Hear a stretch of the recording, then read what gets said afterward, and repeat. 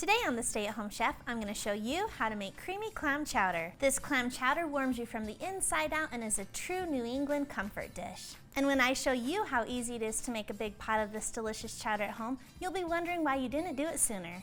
To start, we're going to get our ingredients by simply dicing up 12 to 16 ounces of bacon into half-inch cubes. Then on a separate clean surface, we're going to dice up 1 medium onion and place that into a bowl.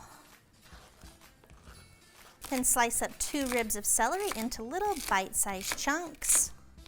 Then 1 carrot that you're going to slice into medium little bites.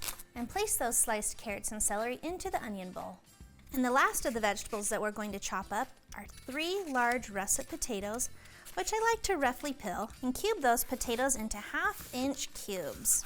Now that all of our prep work is done, we're going to head over to the stove and place a medium to large pot over medium-high heat. Add in the diced bacon and go ahead and cook that for about 5 to 7 minutes.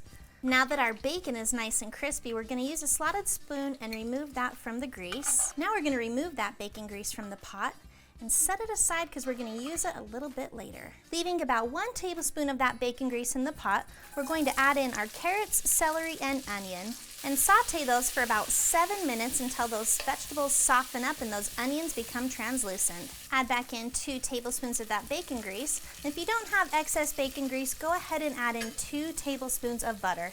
Then add in 2 tablespoons of minced garlic. Give that a stir and then sprinkle into that 1/3 cup of flour. And we want to let that cook for 2 to 3 minutes so that that flour really cooks into the grease. Now we're going to slowly pour in 3 cups of low sodium chicken broth, 2 cups of half and half, and 1 cup of clam juice.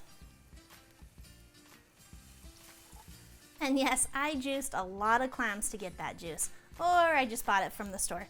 But how would you even juice a clam? And lastly, add in those diced potatoes.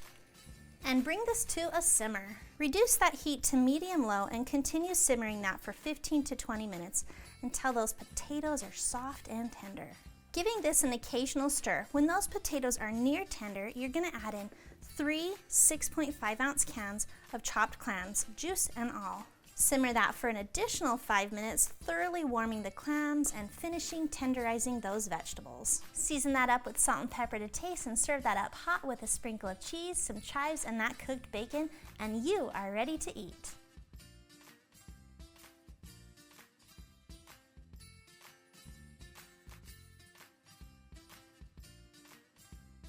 Thanks for watching. You can find the full written recipe in the video description below.